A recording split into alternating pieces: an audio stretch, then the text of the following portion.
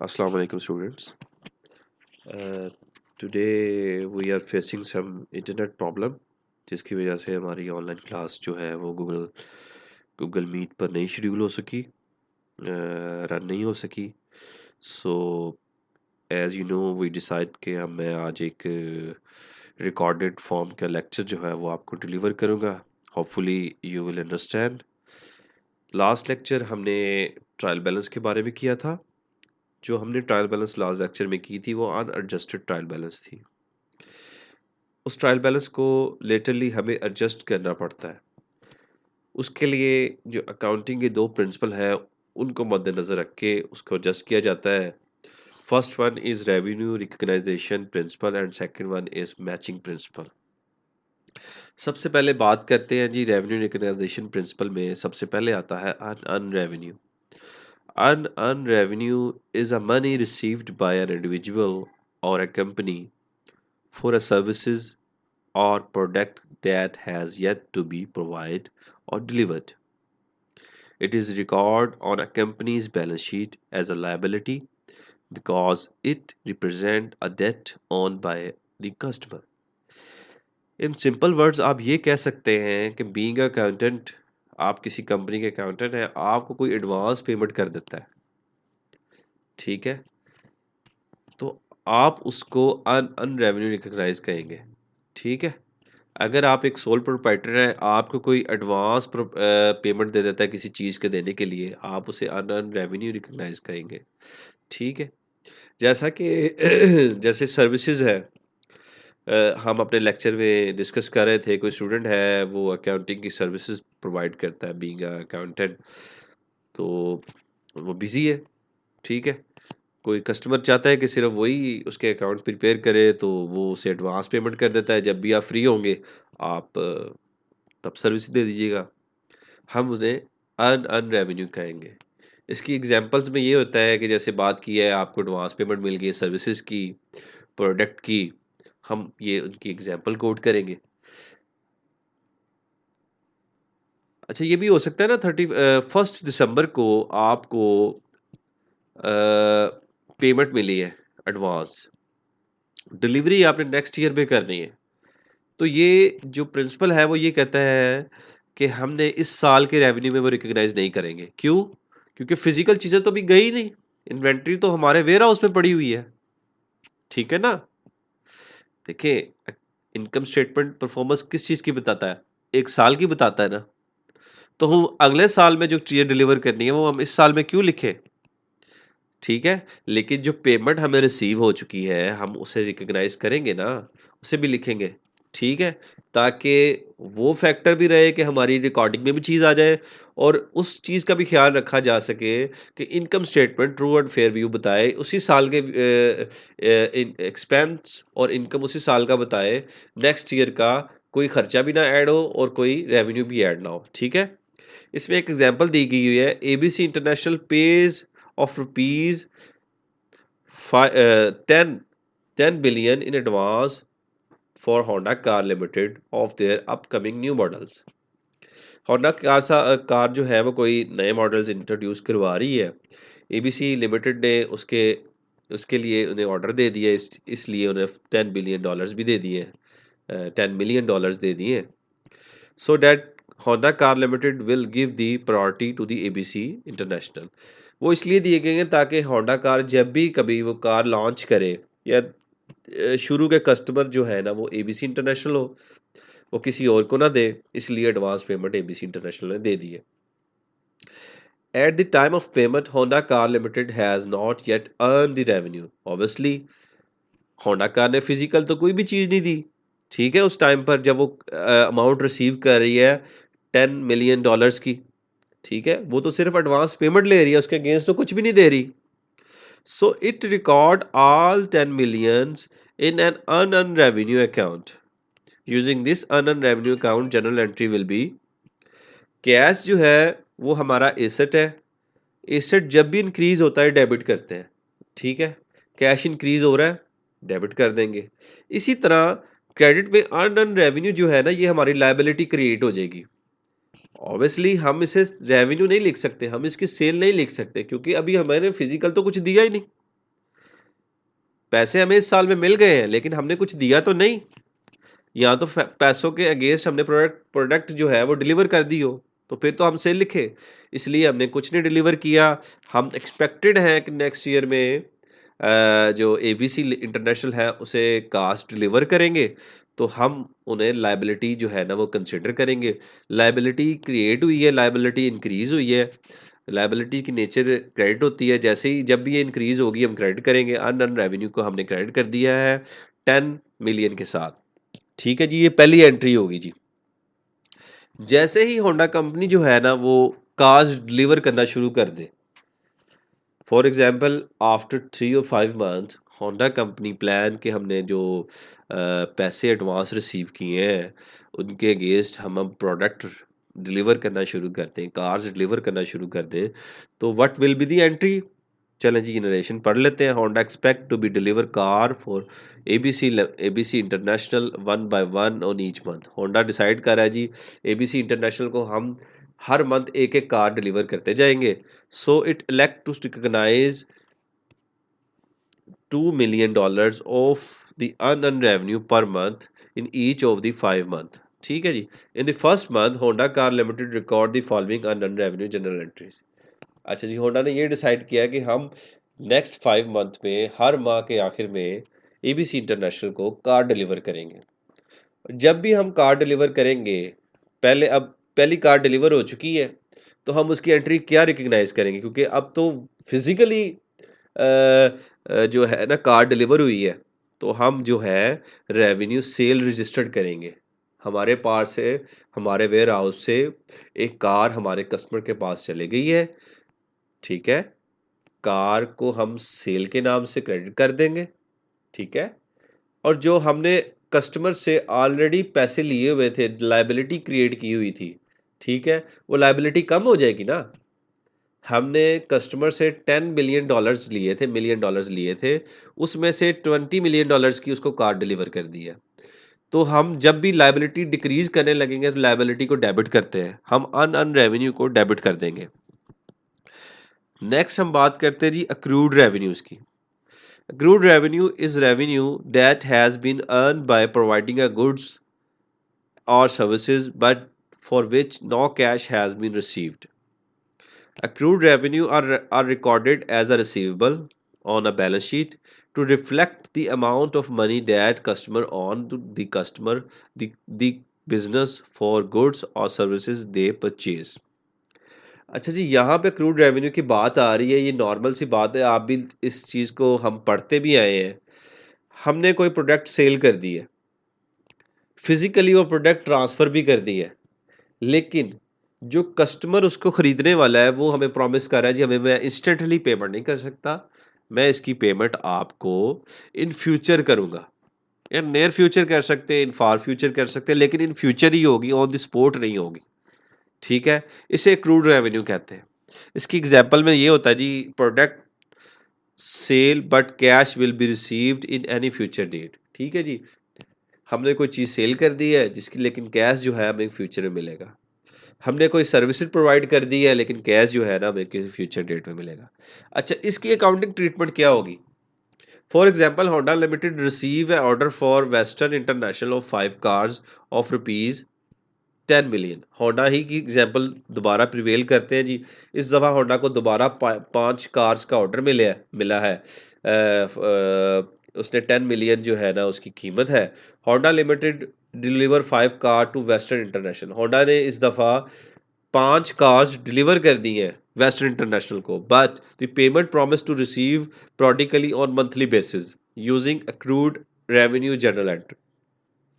लेकिन जो पेमेंट का प्रोसीजर है वो भी उसने बता दिया कि वेस्टर्न इंटरनेशनल जो है ना वो पेमेंट इंस्टेंटली नहीं कर रही। उसने कहा है कि हमने नेक्स्ट 5 मंथ में मंथली बेसिस पे आपको एक एक गाड़ी के पैसे देते जाएंगे। ठीक है, पहली जो एंट्री होगी ना वो तो ये होगी कि रेवेन्यू हमारे पास से तो प्रोडक्ट चले गई, हमने तो 5 गाड़ियां बेच दी। कितने की बेची, 10 मिलियन की, हम रेवेन्यू को क्रेडिट कर देंगे। ठीक है, अगर हमने कैश के थ्रू बेची होती तो हमने कैश डेबिट करना था, लेकिन अब जो है ना वेस्टर्न इंटरनेशनल, वो हमारे रिसीवेबल्स बन गए हैं, हमारे डेटर्स बन गए हैं, हम उन्हें डेबिट कर देंगे। ठीक है, और जब भी ईच मंथ हमें वेस्टर्न इंटरनेशनल से पेमेंट मिलती जाएगी, हम कैश डेबिट कर देंगे और वेस्टर्न इंटरनेशनल क्रेडिट कर देंगे। ये एंट्री आप ऑलरेडी कर चुके हैं, हम बहुत दफ़ा क्लास में भी प्रैक्टिस कर चुके हैं। होपफुली इसमें कोई एम्बिग्यूटी नहीं रहेगी। नेक्स्ट हम बात करते हैं मैचिंग प्रिंसिपल में। मैचिंग प्रिंसिपल की सबसे पहले है prepaid expense. A prepaid expense is a type of asset on the balance sheet that result from a business making advance payment for goods or services to be received in the future. Prepaid expense are initially recorded as a asset, but their value is expense over time onto the income statement. अच्छा जी, बात ये हो रही है कि आपके पास एक company है, फॉर एग्जांपल आप होंडा कंपनी के मैनेजर हैं। होंडा कंपनी ने अपने वेयर हाउस रेंट पर लिए हुए हैं, ठीक है, यहाँ पर एक्सपेंसेस की बात हो रही है। अपनी फैक्ट्री जो है वो किसी से रेंट पर ली हुई है। अब होंडा कंपनी क्या करती है जी, 5 मंथ या 10 मंथ का एडवांस पेमेंट दे देती है अपने लैंडलॉर्ड को, ठीक है। अब मैचिंग प्रिंसिपल ये कहता है कि इनकम स्टेटमेंट जो होती है ना, वो ट्रू एंड फेयर व्यू तभी बताएगी अगर इसी साल के एक्सपेंस होंगे, इसी साल के रेवेन्यूज होंगे। अब होंडा कंपनी 1 दिसंबर को 5 मंथ का एडवांस रेंट दे देती है, तो क्या हमें वो सारा रेंट जो है ना वो एज एक्सपेंस लिखना चाहिए? अगले 4 माह का, अगले साल के 4 माह का एक्सपेंस अब इस साल में क्यों लिखे भाई? हमारी इनकम स्टेटमेंट जो है वो ट्रू एंड फेयर व्यू नहीं बताएगी, अकाउंटिंग के स्टैंडर्ड के खिलाफ चीजें करेंगे। चले इसकी एग्जांपल देख लेते हैं। प्रीपेड एक्सपेंस कौन कौन से होते हैं? Advance payment of telephone bill, ठीक है, एक्सपेंस है। एडवांस पेमेंट ऑफ रेंट होता है, ये भी इसकी एग्जांपल है। इसका एक क्वेश्चन भी कर लेते हैं। अब देखें जी, for example Honda limited made a 5 month advance payment of rupees 10 lakh dollar of factory rent using the prepaid expense journal entry. अच्छा जी, पहली बात तो ये है कि हमारे पास से कैश जा रहा है, एसेट डिक्रीज हो रहा है। एसेट जब भी डिक्रीज होगा हम क्रेडिट करेंगे, ठीक है। सॉरी, 1 लाख की फिगर है, 10 लाख की नहीं है। 1 लाख से हमने कैश डिक्रीज कर दिया। और अगर नॉर्मल तरीके से हमने एडवांस पेमेंट ना की होती तो हमने लिखना था रेंट एक्सपेंस, लेकिन हमने एडवांस पेमेंट की हुई है तो हम इसे प्रीपेड एक्सपेंस लिखेंगे, डेबिट करेंगे। और ये इनकम स्टेटमेंट में नहीं आएगा, ये हमेशा एसेट में आता है प्रीपेड एक्सपेंस। अगर हम इसे इनकम स्टेटमेंट में लिख देते हैं तो वो ये तो एडवांस पेमेंट सारी की सारी इनकम स्टेटमेंट में आ जाएगी, ठीक है। और जैसे ही जिस जिस मंथ में ये रिकॉग्नाइज होना शुरू हो जाएगा, ठीक है, in the next month Honda limited realize the prepaid rent of the month of rupees $20,000 Honda car limited record a following prepaid. अच्छा जी, नेक्स्ट मंथ में जो है ना, जो रेंट है ना, हमने ऑलरेडी एडवांस दिया हुआ था, 1 माह का हमारे पास ड्यू हो गया, हमने वो उस एडवांस पेमेंट में से निकाल के उसे एक्सपेंस बना दिया, ठीक है। इसे दोबारा मैं रिपीट करता हूँ। हमने ऑलरेडी एडवांस पेमेंट दी हुई थी 1 लाख की एज अ रेंट। हर माह का रेंट जो है ना वो 20,000 है। जब हमने एडवांस पेमेंट की, हमने प्रीपेड एक्सपेंस बना लिया। जैसे ही 1 मंथ का एंड हो गया, एक्चुअली हमने 1 मंथ का रेंट इस्तेमाल कर लिया, 1 मंथ के लिए बिल्डिंग इस्तेमाल कर ली। रेंट जैसे ही ड्यू हुआ, हमने एडवांस दिया हुआ था, हम क्या करेंगे, रेंट एक्सपेंस जो है ना वो डेबिट कर लेंगे, ठीक है। और जो ऑलरेडी हमारा एडवांस गया हुआ है उसमें से 20,000 माइनस कर लेंगे। एसेट को जब डिक्रीज करते हैं तो वो क्रेडिट होता है, ठीक है, प्रीपेड एक्सपेंस क्रेडिट हो जाएगा। नेक्स्ट जो है ना हमारे पास है वो अक्रूड एक्सपेंस की बात कर रहे हैं। Accrued expense are those liability that have built up over time and are due to be paid. Accrued expense are current liability because the payment is usually due within 1 year of the date of transaction. Accounts payable are a current liability that will be paid in the near future. अच्छा जी, accrued expense क्या होते हैं? ऐसे expense जिसकी हमने मतलब services ले ली हो, एक्सपेंस हो गए हो लेकिन अभी पेमेंट ना की हो, ठीक है। प्रीपेड एक्सपेंस पढ़ के आए हैं जिसमें हमने एडवांस पेमेंट की थी। अक्रूड एक्सपेंस ऐसे एक्सपेंस होते हैं जिसकी हमने भी पेमेंट ही नहीं की, सर्विसेज ले ली। आपको सिम्स आपने लेते हैं, आप मोबाइल की सिम्स कार्ड लेते हैं। एक सिम कार्ड होती है प्रीपेड सिम कार्ड, ठीक है। एक सिम कार्ड होती है post paid SIM card. Prepaid में क्या होता है, आप पहले पैसे डलवाते हैं फिर यूज करते हैं, यानी कि एडवांस पेमेंट जैज वारिस जिस भी कंपनी को देते हैं, इसी तरह आप पहले उनके पैसे डालते हैं फिर आप उसे यूज करते हैं एज एक्सपेंस। पोस्टपेड में क्या होता है, आप पहले कॉल्स करते हैं, at the end of the month आपको बिल आता है, आप फिर पे करते हैं, आपको पहले आपके ड्यू हो जाते हैं। इसी तरह जो प्रीपेड एक्सपेंस है ना, वो प्रीपेड सिम की तरह है, आपने एडवांस पेमेंट पैसे लगाए बाद में यूज किया। और ये अक्रूड एक्सपेंस है, ये पोस्टपेड सिम की तरह है, ठीक है। आपने पहले यूज कर लिया बाद में बिल पे किया। इसकी एग्जांपल में आ जाते हैं। इसकी एग्जांपल में होती है सैलरीज है, जैसे होंडा लिमिटेड के मैनेजर्स हो गए या वर्कर्स हो गए, वो सारा वहाँ काम करते हैं और the at the end of the month जो है ना, वो उनको पेमेंट करनी पड़ती है, ड्यू हो जाती है, पैसे देने पड़ते हैं। आप पूरा महीना जो है वो वेजेस काम करवाते हो, at the end of the month जो है वेजेस पे करनी पड़ती है। ऐसे ही इंटरेस्ट एक्सपेंस है, आपने पैसे पहले ले लिए हैं, पेमेंट जो है at the end of the month करनी है या एंड ऑफ द ईयर करनी है। इसी तरह टैक्स है, ठीक है ना। एक्सपेंस का काम हो गया है, बिल्डिंग का यूज कर लिया है, लेकिन किराया जो है वो यूज पहले किया है, किराया बाद में ड्यू हुआ है, ठीक है। अगर आप किराया ड्यू हो गया है तो किराए को लायबिलिटी लिखते हैं ना, ऑन दी स्पॉट कर दे किराया तो फिर तो कैश चला गया। अगर आपने एक्सपेंस हो गया, आपने रेंट यूज कर लिया, बिल्डिंग यूज कर ली, लेकिन उसका रेंट पे नहीं किया, तो पे तो करना है ना, आपकी तो लायबिलिटी बन गई ना, जिम्मेदारी बन गई। तो अकाउंटिंग के स्टैंडर्ड भी ये कहते हैं कि हम उसे as a short term liability लिखेंगे, ठीक है। इसमें एक एग्जांपल कर लेते हैं, Honda limited receive utility bill. Utility bills में क्या आता है, इलेक्ट्रिसिटी आती है, टेलीफोन आता है, आपका गैस का है, वाटर है, of ₹1 lakh, but yet not yet paid using this accrual expense journal entry पास करें जी। एक्सपेंस हो गया, हमने यूज कर चुके हैं। प्रीपेड एक्सपेंस में क्या था, हमने यूज नहीं अभी किया था, पहले एडवांस पेमेंट दे दी थी, इसलिए एक्सपेंस नहीं बनाया, ठीक है। जैसे जैसे हम यूज करते गए हमने उसे एक्सपेंस रिकॉग्नाइज करते गए, लेकिन यहां पर क्या हो रहा है कि हमने पहले ही बिल्डिंग यूज कर ली है, पहले ही यूटिलिटी बिल का इस्तेमाल कर चुके हैं, हम सबसे पहले तो इसे एक्सपेंस बनाएंगे ना। अब 1 दिसंबर को इलेक्ट्रिसिटी आप यूज करना शुरू होते हैं, ठीक है। 31 दिसंबर को आपको इलेक्ट्रिसिटी का बिल आता है, भैया आपने एक माह पहले ही यूज कर चुके हैं ना, एक्सपेंस तो हो गया, बिल चाहे 1 दिसंबर को आए, 1 जनवरी को आए, लेकिन जो यूजिंग डेट है ना, वो तो पिछले माह की है ना, पिछले साल की है, हम उसे पिछले साल का एक्सपेंस बनाएंगे ना। पेमेंट चाहे हम 10 माह बाद करें, ठीक है, आप समझे इस बात को।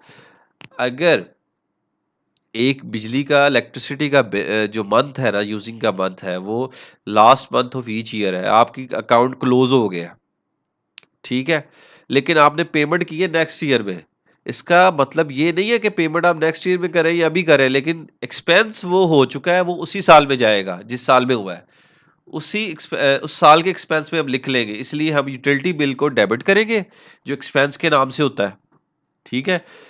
जो एक्सपेंस होते हैं वो जब भी इंक्रीज होते हैं हम उसे डेबिट करते हैं, और सेकंड जो है वो पेएबल क्रिएट हो जाएगा, लायबिलिटी क्रिएट हो जाएगी। लायबिलिटी की नेचर जो होती है वो क्रेडिट होती है, लायबिलिटी जब भी इंक्रीज होगी या क्रिएट होगी वो क्रेडिट होती है। हमने पे तो करना है ना भाई, इलेक्ट्रिसिटी वालों को, टेलीफोन वालों को, यूटिलिटी बिल्स वालों को, ठीक है। नेक्स्ट एंट्री में next month Honda limited release the payment for utility bill of ₹1 lakh. Honda car limited record the following accrued expense journal entry. अच्छा जी, नेक्स्ट मंथ में क्या होता है कि होंडा कार जो है ना, वो अपने जो पेंडिंग जो एक्सपेंस थे, पेबल्स थे, उनकी पेमेंट रिलीज करती है, जैसे ही पेमेंट रिलीज करेगी, कैश पे करेगी, कैश डिक्रीज होगा, कैश को हम क्रेडिट कर देंगे, और ऑलरेडी जो हमारी लायबिलिटी थी वो भी डिक्रीज होगी। जब लायबिलिटी डिक्रीज होती है तो हम उसे डेबिट करते हैं, ठीक है। इस तरह लायबिलिटी भी डिक्रीज हो गई और ये एंट्री पास हो गई, ठीक है। एक्सपेंस उसी उसी साल का रहा, ठीक है। अभी तक हमने जो भी सीखा है इससे हम एडजस्टेड ट्रायल बैलेंस बनाएंगे, ताकि जो इनकम स्टेटमेंट है ना वो ट्रू एंड फेयर भी बताए। हम उसी साल की एक्सपेंस लें, हम उसी साल के रेवेन्यूज लें, ठीक है। नेक्स्ट लेक्चर में इंशाल्लाह we will discuss about cash based accounting and accrual based accounting, ठीक है। Hopefully you all will be understand.